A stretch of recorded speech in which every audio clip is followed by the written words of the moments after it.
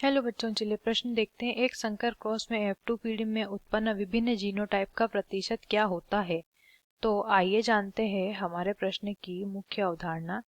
हमारे प्रश्न की मुख्य अवधारणा है, हमें बताना है अगर एक संकर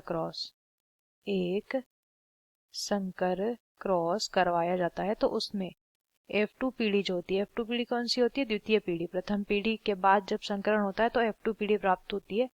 उसमें जब जीनोटाइप हमें मिलेगा तो विभिन्न जीनोटाइप प्राप्त होंगे और उनका प्रतिशत क्या होगा ये हमें बताना है। तो पहले जान लेते हैं एक संकर क्रॉस के बारे में। एक संकर क्रॉस ऐसा क्रॉस या ऐसा संकरण जिसमें कि हम क्या करते हैं, एक ही लक्षण के लिए विपरीत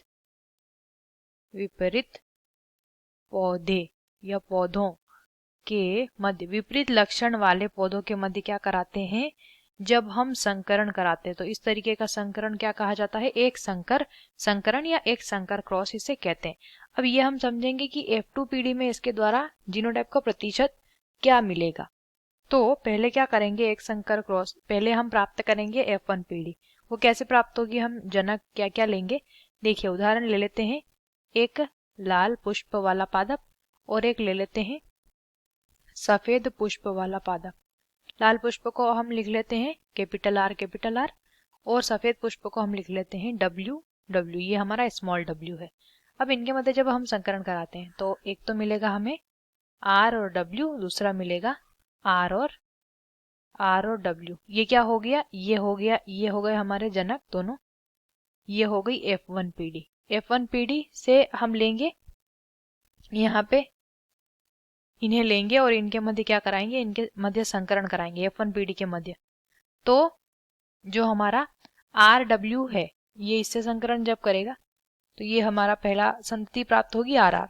फिर इस W स्मॉल w का संकरण हम इस R से कराएंगे तो हमें प्राप्त होगा R स्मॉल w। अब ये हमारा W बचा है। अब इसका हम पहले क्या कराएंगे, इससे कराएंगे, पहले इससे संकरण कराएंगे इस स्मॉल w का। तो फिर से क्या प्राप्त होगा, R और W और अंत में ये देखिए W और W बचा है, W प्राप्त होगा।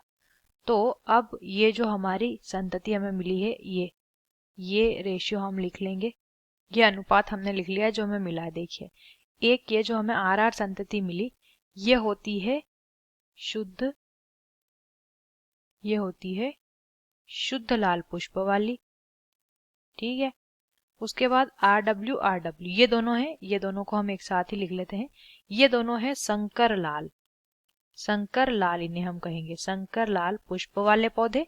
और एक जो प्राप्त होता है ये होता है सफेद पुष्प वाला पौधा। तो अब देखिए जो 100% की हम बात करते हैं तो 100 में से 25% तो हमारा क्या है, शुद्ध लाल पुष्प है। इन दोनों को मिलाकर 50% तो हमारा संकर लाल पुष्प है और बचा हुआ 25% हमें क्या मिला है, सफेद पुष्प। तो हमारी जो प्रतिशतता है वो हमने यहाँ पे जो है ज्ञात की है। 25% हमें मिले हैं शुद्ध लाल, उसके बाद 50% संकर लाल और 25% हमें मिले हैं सफेद पुष्प। आशा करते हैं आपको इस प्रश्न का उत्तर समझ आया होगा। धन्यवाद।